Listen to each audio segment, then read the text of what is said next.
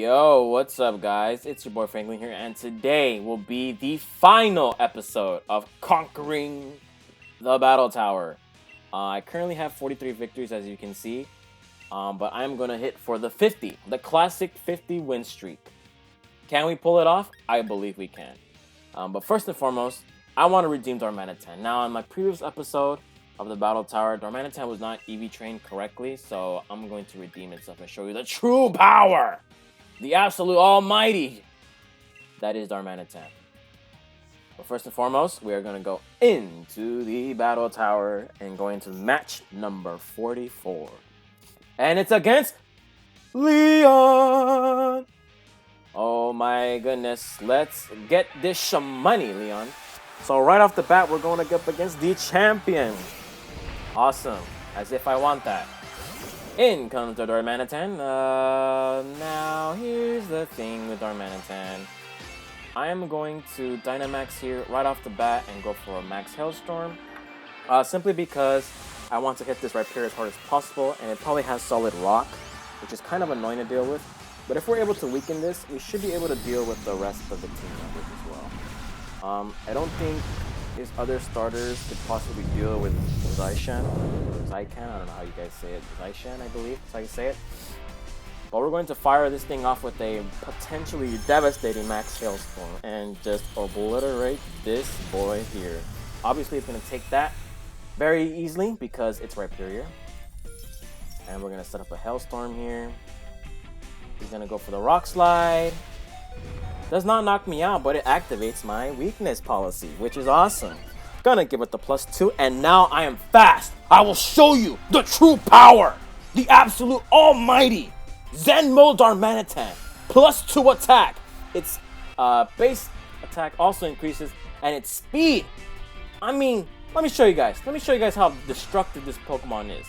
Who made this Pokemon? Who gave it the base stats? Look at its animation. It's so cute. But look at its stats. Level 50. It's a god. Oh my goodness, this thing is a monster.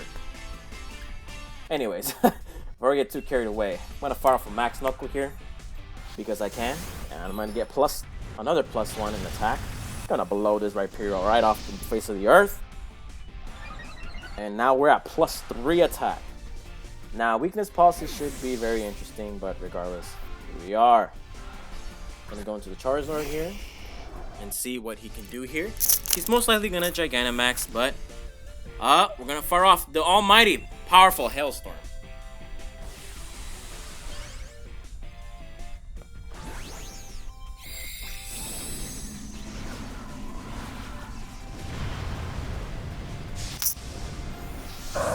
Now this thing does not stand a chance whatsoever. I don't care.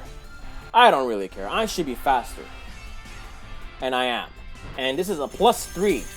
Stab boosted. Dynamax move. Obliterated. GG. You ain't going nowhere. Obliterated. Deleted from the files of Sword and Shield. Gone. That is raw power. Cinderace? A fire type. But I'm a fire type too. Hold up. Do you have Sucker Punch? If you have Sucker Punch, well, screw you. Screw the rules. I'm gonna superpower you. Hell, I'm still faster because of its gain of speed that it gets. Woo-hoo-hoo-hoo! Obliterated. GG. Easy money. Destroy. Ashamed. Put your cap on. Turn it around and get out of my face. Destruction. Yeah, keep talking to me, bro. 2 battle points. Congratulations on the fine job defeating Leon in the Master Ball tier. We have a special ribbon for the Pokemon in your party. Oh, okay. Awesome. But that's why I want to battle. Boy. Want to play. Now, technically that is the end of the Battle Tower, but we do want 50 wins. So, let's go ahead and do that. Yes, sir. I'm going to lead off with Darmanitan because why not? Now, Zen Mode Darmanitan is a bit situational in competitive play in regards to its counterpart of Guerrilla Tactics Darmanitan. The reason that being is because you have to be below 50% HP in order for it to be activated. And second of all, it doesn't hit as hard as a +1 already infused in a Guerrilla Tactics Darmanitan, if you get what I'm saying. So, our opponent leads off with a Cursola, and I get off the Darmanitan. This thing, I believe, does not have very good physical defense. So I'm going to fire off the Max Hailstorm here. It is a Ghost type, so I do expect it to take quite a bit. Cursola is not bulky compared to its counterpart, or what I mean by counterpart, its evolution form, that is Corsola. So I do expect this to do quite a bit, even though I'm not Guerrilla Tactics. And that's the thing, I kind of do like Guerrilla Tactics in competitive play, especially in OU, because you're able to fire off very powerful moves, particularly with Choice Band as well. You're +2 right off the bat. And look at that, it just blew that thing away. This is the true power of an EV trained, a very perfectly EV trained Zen Mode Darmanitan. I had to delete my other one. It shamed me. It shamed me. I don't like deleting Pokemon. I don't like releasing them. But I released mine. I had an extra hidden ability somewhere lying in my PC, and I started using it. EV trained it perfectly, and kabooshki. Gone. The true power of a monster. That is Darmanitan. Gonna go into the Espeon. Espeon, get me out of here. Luckily, I got the Max Flutterby. Now, Espeon is faster than me because it has 350 max speed, and I believe my Darmanitan has 317 max speed without the choice card. But regardless, it doesn't really matter because I'm gonna blow this thing out the water. So, that is another Darmanitan sweep. Now, I did record a Wi-Fi battle. Is it the best quality? In my opinion, probably not. Actually, I think it's okay. I couldn't actually go on a 6-0, but I decided, just to keep it cool a bit. I do have plans of making more Wi-Fi battles as soon as I get better Pokemon and more variety. I don't want to use the same team every single time. Even though they're effective, they could be effective in competitive play, I don't want to use the same team every single time. But I did use a team that doesn't rely on so many of the older Pokemon, but rather on the newer Pokemon to highlight a showcase of what is to come for Generation 8 in competitive play. Now, as we're speaking, I also have another video recording the back in terms of my thoughts on Dynamaxing and Gigantamaxing. So Smogon, in case you haven't noticed, in case you don't know by now, 2 days ago they have revealed plans that there will be a future suspect test with Dynamaxing and Gigantamaxing, and they will not treat Gigantamaxing differently from Dynamaxing, which makes sense because it's essentially the same mechanics. Like, why should Smogon be testing things differently when they're the same thing and they're the same umbrella?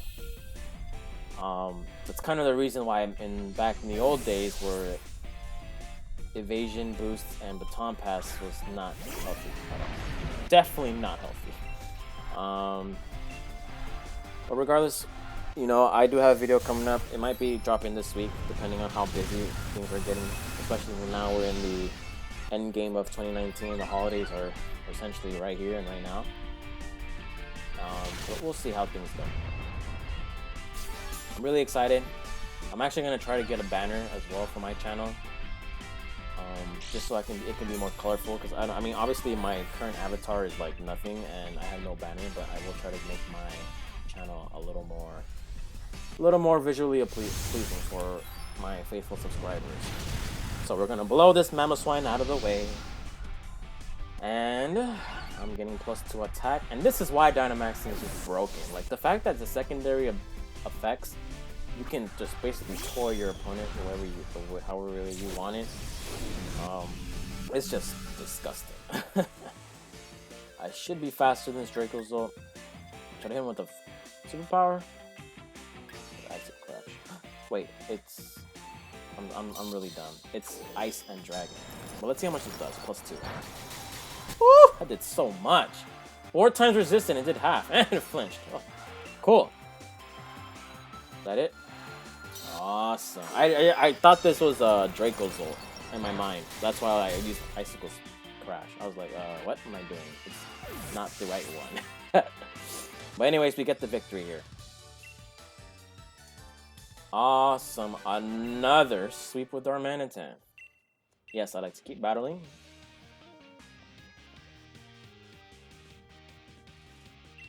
Opposite. Interesting. Sivaro.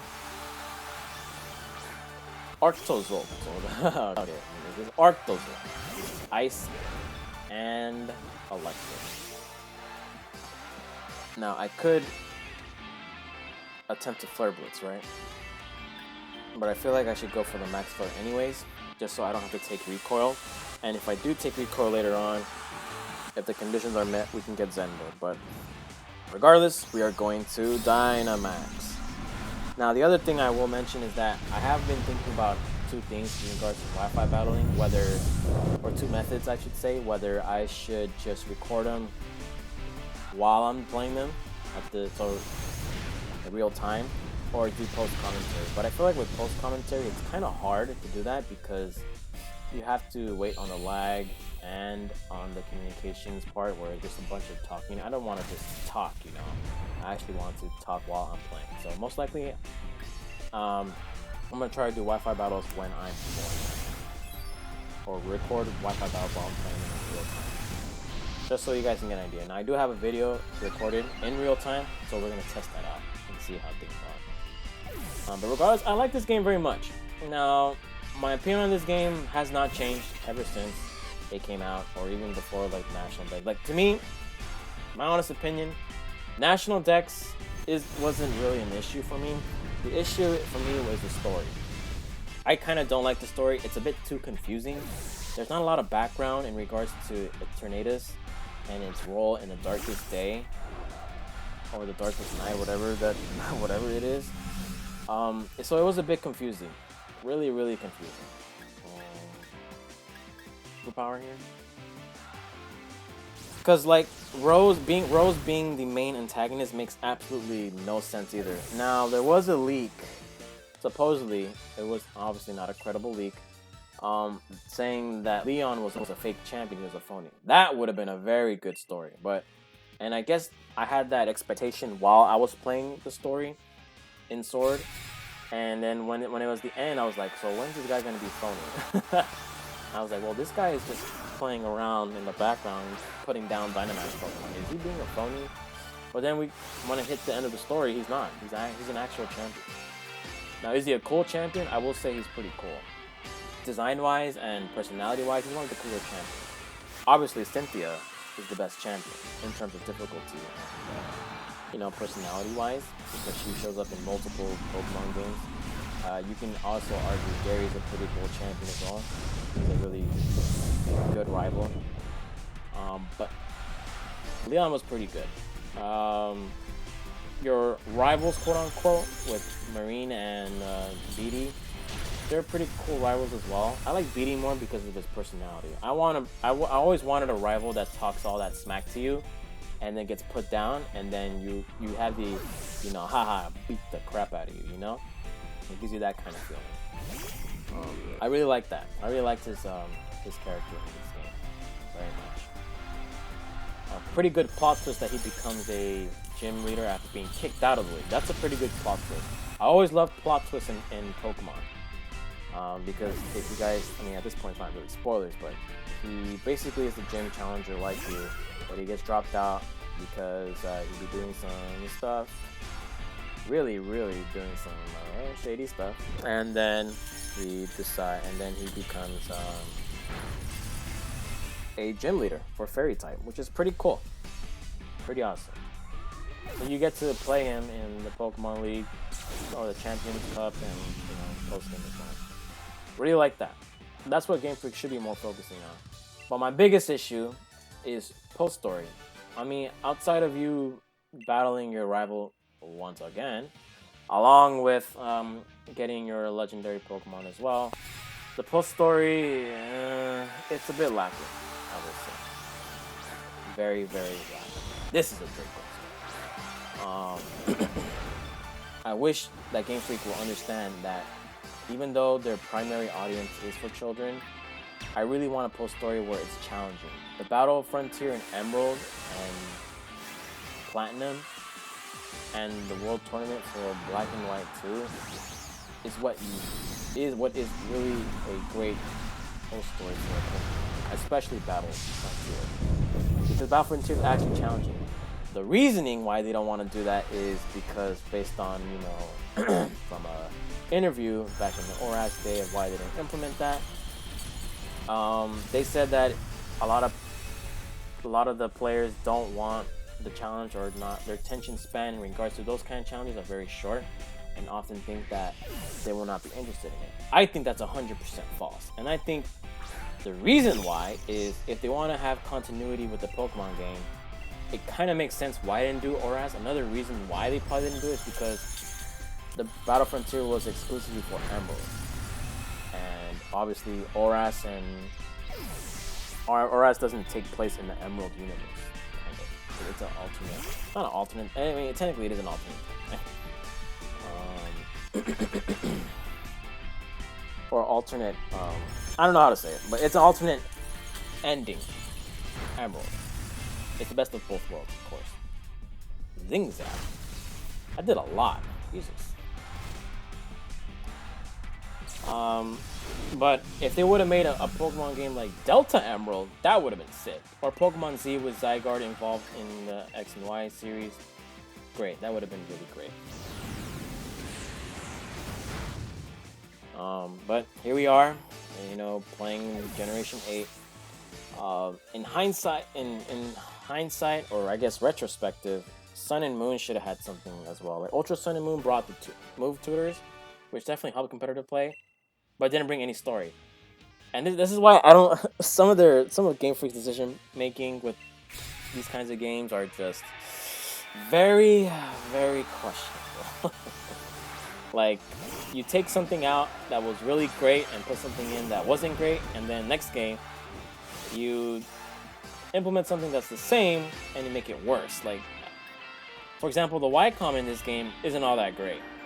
I preferred the PSS. The PSS was the greatest multi-battling system Pokemon has ever made. Period. You can see who's online. You can see who's trading, who wants to battle. You can accept battle requests. Whereas in the Y-Com isn't consistent enough. Because you can be online, but you won't have a lot of people showing. Or what's going on. By the time you want to get into a max raid battle, those battles would have already been closed by then. Which, doesn't really make any sense. I guess since Pokemon is trying to push themselves more into the online approach. Oh boy, you made a terrible mistake right here, boy. It's go time, baby. Really terrible mistake. I just think that this game was definitely rushed. You can definitely see, regardless of what people say to me and what I believe in Pokemon or Game Freak themselves, there are some very inconsistent things we've seen in this game. I've seen this game already. That's just how it is. That's just how, unfortunately, Pokemon. And I don't think, honestly, I think there's something really going on with Game Freak and the Pokemon company itself. Because to me, it seems like Game Freak wants to make a great game, but at the same time, like, I feel like the way they've been in the business for more than 20 years, you would think that they would make a great game on the Switch, but they didn't. I would give this game probably an 8 out of 10. It's not a great, it's a pretty good game. It's not great. It's obviously not perfect. There's instances where they should be able to perform better. This is gonna die. +3 stab booster. Jesus. It's just, I don't really understand the mindset of Game Freak sometimes. But I feel like as a conspiracy theory, I don't think it's Game Freak's fault. I don't think it is. Oh, I got a gold bottle cap. What?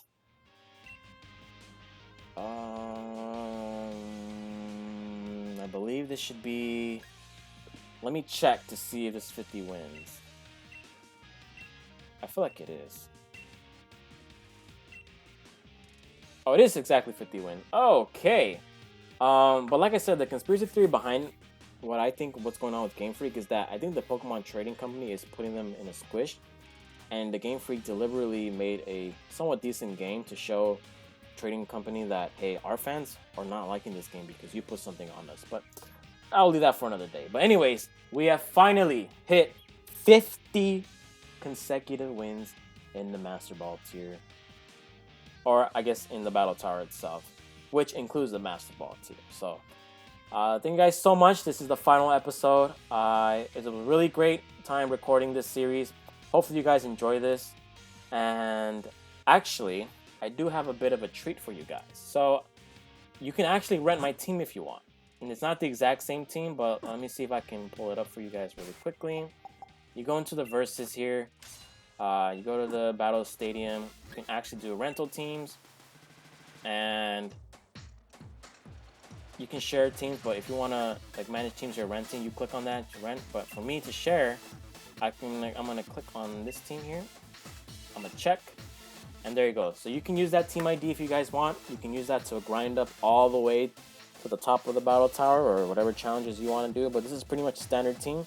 Now, I would say you can swap Darmanitan for something else that's not Choice Scarf and put this Scarf on Dracovish. But my tip is, don't put Dracovish as a lead because you need Dracovish to deal with Gigantamax Charizard from Leon and something with Aegislash to deal with. Darmanitan should be used for Dynamaxing most of the time. Dracozolt can be used for fun if you want to just destroy everything in your path.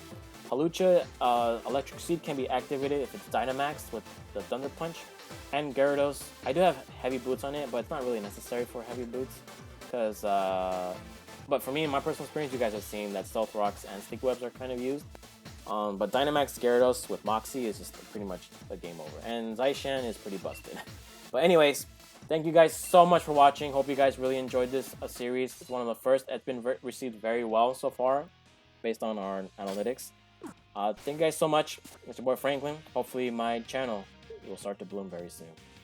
Thank you guys, and have a blessed day.